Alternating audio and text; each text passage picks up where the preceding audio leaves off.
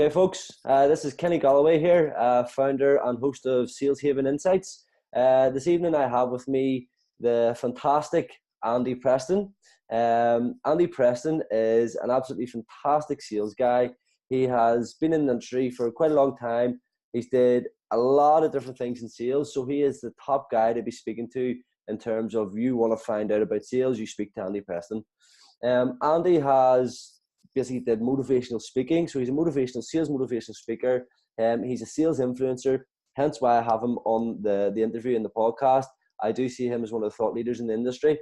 Also, he is a masterclass sales trainer in sales. So Andy has, I think Andy, if I'm correct, you've been on both sides of the spectrum. You have been a buyer and you are a seller. So that's quite unique. And if you do have any questions for Andy, I'll post some of his details and how you can get in contact with him after. But Andy, can you just tell me a little bit more about you as a person, how you started in sales, a bit more about your business and what you're doing? Yeah, so I originally started as a professional buyer, so it was my job to beat up salespeople for a living. It was great fun, and I was 19 years old with 40-year-old and 50-year-old salespeople coming to sell me their services or products. But I had at least 10 suppliers for everything that I wanted, or 10 potential suppliers, so I could play them off against each other. I could be really hardcore with them, beat them down on price. And that was a great experience that showed me what most salespeople do wrong in the sales process, or wrongly in the sales process, that loses them the opportunities, loses them appointments, and loses them clients. I then went to the other side when we got made redundant, the company got taken over, and I chose to sell print and office supplies, a massive commodity. And because I worked for a franchise, I was selling the same product, the same service, the same quality from the same catalogue, but because we paid royalties to head office, 15% more than everyone else, which was a particular challenge. Yeah. So I became the top sales guy in the country using some of my, what I now call standout selling strategies. And then actually nearly 15 years ago now, I was looking for a trainer to train my team. My guys had been around the block a bit. They were a little bit old school. I needed somebody I could put in front of them to deliver value. They wouldn't suffer fools. And I researched the whole industry. I looked at independent trainers, big training companies, and I couldn't find anybody that I thought was any good or I could put in front of them. So I thought, well, hang on a minute. If I'm a sales director with this problem, other sales directors must have the same problem, so maybe there's an opportunity here. Yeah. And then 14 and a half years later, more than 2,000 events I've spoken at. I've trained 130,000 people in 41 countries. Wow. LinkedIn ranked me the UK's #1. I've got loads of testimonials. I feel I've got a huge value to add to the sales industry. Excellent. And that's quite prevalent, so if any of you guys are, looking to connect with Andy, LinkedIn's a great platform to connect with him. He's quite active. His content's up there. I have used the content myself in many scenarios. I'm still an active sales guy. If you're in business, you're still selling. Your job, your business is sales. So listen, jump on, get Andy on LinkedIn, watch his content, get on his content. It's really good stuff. So before we sort of cracked on, I'd sent over a request to Andy to tell me a little bit more about the topics that he's passionate about. And some of the topics that have come up that I'm just going to pick off are closing and prospecting, okay? The reason why, I literally had a conversation today with a guy about this, and it was quite interesting. So those particular topics, why are you passionate about them, Andy? Prospecting and closing, and how is it beneficial to salespeople? See, I find there's been a huge backlash over the last kind of 5 years or so against salespeople and against the sales industry in total. There was even something maybe 2.5 years ago where there's a whole thing about cold calling's dead. Nobody picks up the phone anymore. Nobody cold calls. You need to just do social selling and emails instead. It lasted for kind of a year, 18 months. There's some very strong arguments. You'll have seen more as well, Kenny, as I'm sure most of the listeners have as well. Strong arguments, this is the way forward. And actually, I've seen that reversal a little bit. If people found that those methods on their own didn't work. Huge fan of social selling, huge fan of LinkedIn, as you know. But I think a blended approach is really useful. But I think what that did is it lost the focus and it lost the skills on traditional sales. Yeah. So that lack of ability to prospect is really a problem now. And the lack of ability to close is a real problem now. Yeah. Most sales directors, MDs, say to me, Andy, I just can't find good salespeople. And the problem is there aren't that many out there because they've stopped being trained, they've stopped being involved with sales, they've stopped upskilling themselves. So now I say to them, look, guys, you can't hire the perfect salesperson anymore. You've got to train from within. You've got to take the responsibility to grow your guys. And those traditional sales skills, opening, closing, negotiating, presenting, questioning, qualifying, all that stuff would have took for granted in a good salesperson 10 years ago, just does not exist at the same level today. Yeah, yeah. So that's the sort of, what I had identified myself was in the middle, the salespeople are good at doing the in the middle stuff, doing the meetings, doing the proposals, doing the quotes. Action, every salesperson is fantastic at doing that.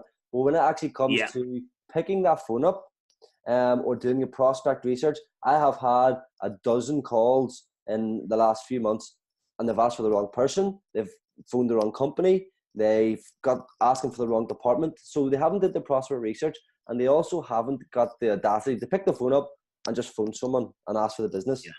So that's prospecting. Closing, that's a different thing. So the proposals usually go out.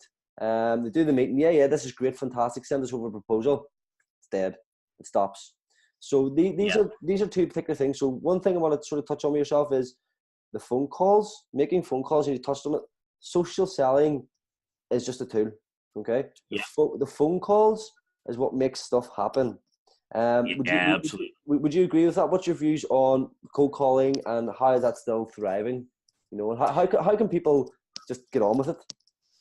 Yeah, and I think that the whole thing around cold calling versus social selling, there's a huge battle online, and I kind of felt at one stage I was going to be the standard bearer for cold calling. In my sales career, I made over 100,000 cold calls. I knocked on 60,000 doors. There probably isn't anybody who can comment more on cold calling than me with that level of experience and having been good at it. The thing that I saw online, I kind of backed away from being the flag wave of a cold call. And I thought we're just going to get too many arguments that I don't need to have. Yeah. Anybody who turns around and says, in my opinion, these days, cold calling is dead, it's just proving they don't understand cold calling. Yeah. And what I mean by that is everything evolves. Cold calling has evolved. Back in 70s and 80s, if you asked somebody what a cold call was or a warm call, there was a binary definition, an on or off, a 1 or a 0. It was either, if you have the name, it's warm. If you don't have the name, it's cold. Yeah. That was the old definition of cold calling. That doesn't exist today because realistically, with technology out there, the salesperson has no real excuse for not having a name before the call.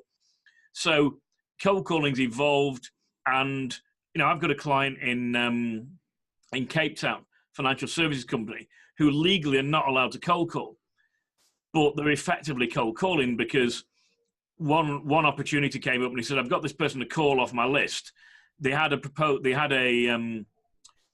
business dealings with one of my colleagues who's no longer with us 7 years ago. They bought a policy. They only paid into it for a year, so they haven't done anything for 6 years. The person who sold it is no longer here.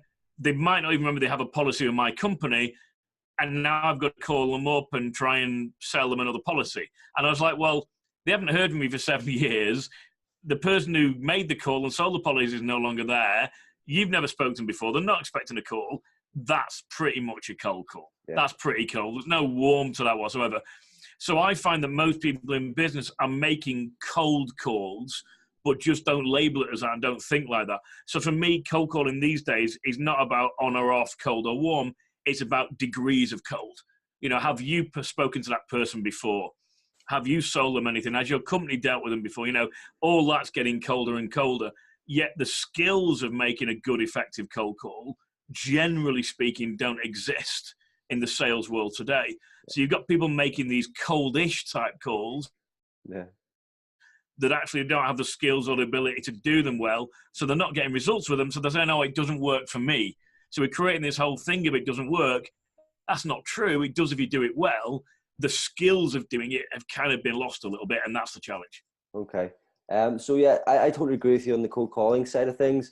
The skills have lacked, they've sort of died off a little bit, so that needs to be reinvigorated. So me and you are going to start a campaign to bring back the cold call. Love it. Yeah, you know what I mean? I'm an advocate for it. I love the cold call. I love getting battered. I love getting no's. I love rejection. It builds you up as a salesperson. Yeah. So anybody who fears cold calling, jump on it. It'll make you a better salesperson. In terms of closing, so what is the biggest barrier for closing at the minute? What are you finding is stopping people from closing? So there's a few things that happen. So first of all, the traditional sales skills have been lost, stroke fallen out of favor. So it isn't being done as much as I would like it to be done. Secondly, there's a much bigger fear now in the average salesperson of asking for the business. Because of a fear of rejection, fear of upsetting somebody. That's more prevalent now than ever before in my association with sales, either as a buyer, a seller, or a trainer and speaker. So the fear of asking for the business, fear of rejection, fear of getting no is much bigger now. And thirdly, one of the other huge problems I see in my work with clients all around the world, whether it's speaking at events, training them in-house, or one-on-one coaching, or my online stuff for individual salespeople, is actually the biggest problem now is a hidden objection. And what I mean by that is the objection that the client or the prospect doesn't tell you about, that they go away to think about it, and is then the reason for not moving ahead. But they don't tell you it, you don't get a chance to deal with it, and it's when you follow up and you get caught in that horrible follow-up loop of you almost turn into a beggar rather than a seller, where like, have you got any feedback from me yet? And it goes dead. They don't return your emails. They don't return your phone calls. And eventually you might get a decision, which is probably by email, which just says, we've chosen another provider or we've gone with another solution. So the lack of the ability of the salesperson to control that process and the hidden objection means that you've got huge issues around closing in the marketplace. Okay, excellent. And I would totally agree with you on that. It's something, like I said, I had a conversation about it very recently. And all the things you've hit on are spot on. So yeah, if you do want to find out a little bit more about, closing the sale, I would advise once again to reach out to Andy. I'm sure I'd be happy to have a conversation with anybody who's interested in that. Prospecting and closing are the two biggest sticking issues in the industry at the minute. So I'm glad that we got to address that, Andy. Great. In terms of the sales industry itself, what are your dislikes in the sales industry, Andy? Because there's a lot of positive things. A lot of people, sales, this. Yeah. What are the dislikes, and what can people stop doing to be better salespeople? For me, what I don't like is there's a lack of hunger from individuals to take charge of their own development. So there aren't, you go on you sign up for something like Canon or Xerox 10, 15 years ago, you would have a 4-week induction course, product training, sales training, you get all the training in the world. These days, a lot of companies, particularly in the kind of lower end corporate, high SME level, aren't doing an awful lot of training of their sales staff. There certainly aren't those even 5-day courses around anymore. They just don't exist because there's not been the call for them. So therefore, I think, and things move so fast now, a lot of times people, if they are doing training, are being trained on 20-year-old material. And not that there was anything wrong with it 20 years ago, but the market shifted completely now. So there's a whole issue around regurgitation, where somebody's just regurgitating what they were taught 20 years ago. Particularly, I see a lot of people on the market now, you see them advertise and sponsor things on Facebook, that, grow your sales, I'll teach you how to close more deals. And I go, well, you haven't done anything, mate. You haven't really had a sales job.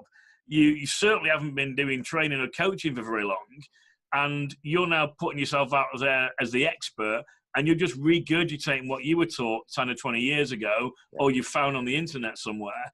And I think that's really dangerous.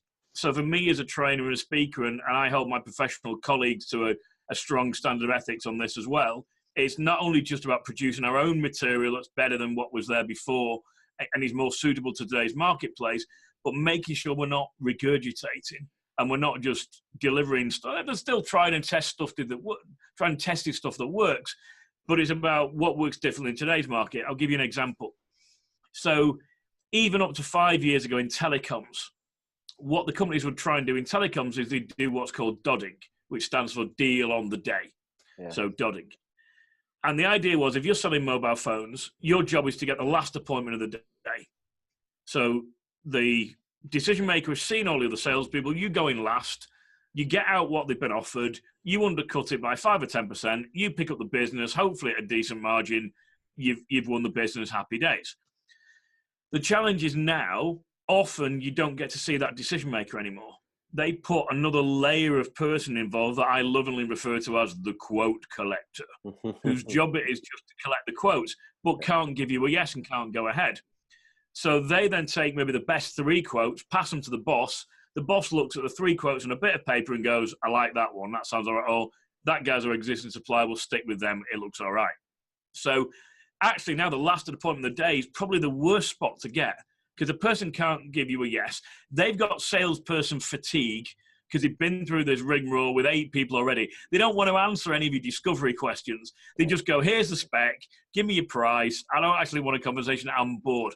So actually, in my standout selling process, I now train people to do the opposite of what we trained 5 or 10 years ago, and actually now go for the first appointment of the day and set the benchmark. Be so good that that quote collector is favoring you, tells a good story to the boss and influences them. And then if you can't get to the boss, which you cannot in some cases, no matter what other sales training speakers say, just isn't possible or feasible, or they don't want to be bothered with such a minute detail thing, that actually you set the benchmark, you've given yourself the best chance. So that's the opposite advice of 5 or 10 years ago. Not that it was wrong then, but it's definitely wrong now. So that regurgitation piece, massive issue in the industry, in my opinion. Yeah, I completely concur. There's so much stuff out there. People can get confused. If it's not sold to you or trained to you in the right way, it can have a detrimental effect on your business. So do be aware, do your research into the people that you're bringing on board. One of my bugbears in the industry at the minute actually is the use of technology, and how technology is all of a sudden going to bring you lots of sales. One thing I want to say to you folks is likes don't get sales. I learned that absolutely. You know, I learned that the hard way. You know, I put my heart and soul into, you know, a variety of different technology solutions. Thought it was going to bring me lots of sales. The human element is always required.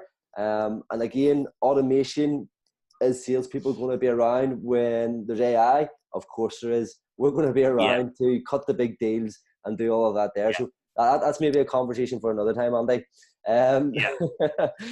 So in terms of the sales industry itself, you know, what do you think makes a good salesperson? And do you have maybe 5 tips for salespeople to be better at sales? Yeah. So first thing is the right mindset. Mindset comes before everything else. Because if you're not wanting to pick up the phone, if you're not wanting to go and get the deal, if you're not confident when you walk into a meeting, mindset affects everything in sales. Mindset first. Sort that out and then work on the other pieces. So that will be my first tip. Second thing is, for me, focus on differentiation. So I find that markets are becoming more commoditized. The buyer has more choice now than ever before. You're not just competing in your local town anymore. You're not just competing nationally. You're competing internationally for work with vendors in other countries. So the ability to differentiate you and your offering from other people is critical in today's market, and there's not enough focus on that, in my opinion. So the ability to differentiate, not about the product or service, but in how you pitch it and how you sell it, is really critical. I guess my third tip would be to take ownership of your own development. Find, and you get your boss to pay for these, great, but find courses, find people to follow online. There's plenty of free material. There's plenty of ideas you can get. There's podcasts you can listen to. There's video stuff you can get. I post, a video a week on LinkedIn. I have my own academy off the back of that people can get access to.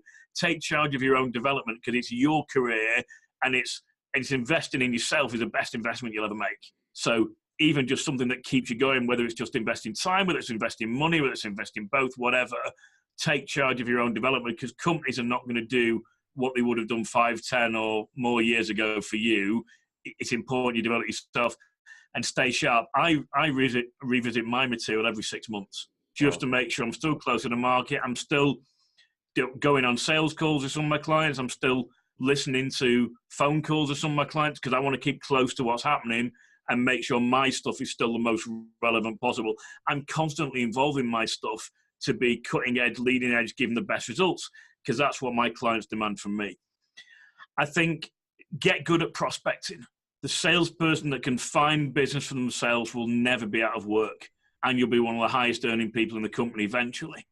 So get good at prospecting.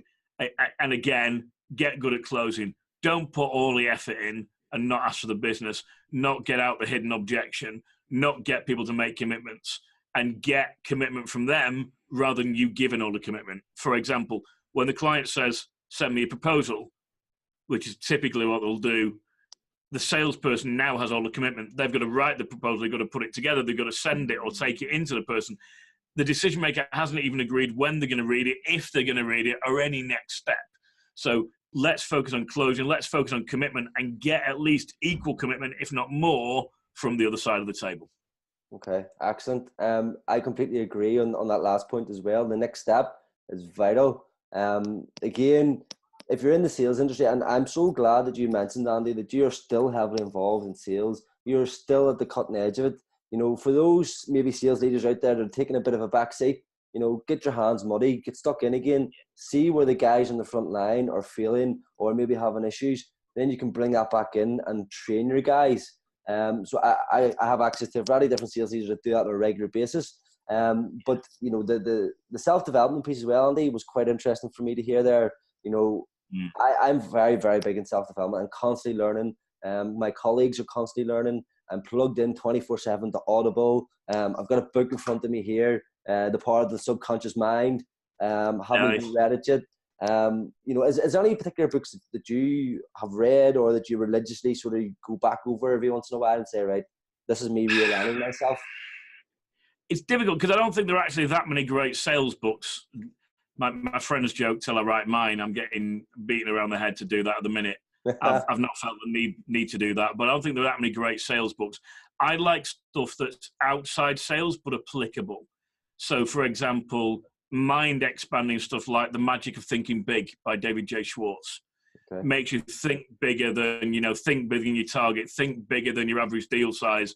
It's not sales specific, but it's applicable for sales. That's really, really cool in terms of expanding minds. That's probably my favorite book to recommend to salespeople, and the one that I think there's the most value in. And then something like Zig Ziglar or Brian Tracy's work on goals is really good. And Brian Tracy's Eat That Frog, which is around sales productivity. Do the ugliest, nastiest task, i.e. the frog, first thing in the morning. We're great procrastinators in sales, particularly in field sales. It kind of becomes our own business a little bit. It would be my main recommendations. Excellent. Listen, it's been great talking to you, Andy. We're going to wrap it up there for now. Where can people find you, Andy? What's your social tags and stuff like that? So you'll get me at andypreston.com. I'll search Andy Preston Sales on LinkedIn or andypreston.in. We'll go straight to that profile. Those are the best two places to find me online and where I'm most active. Okay, excellent. Andy, listen, thank you very much and I appreciate your time. Thank you. Cheers, Kenny. Thank you. Thanks.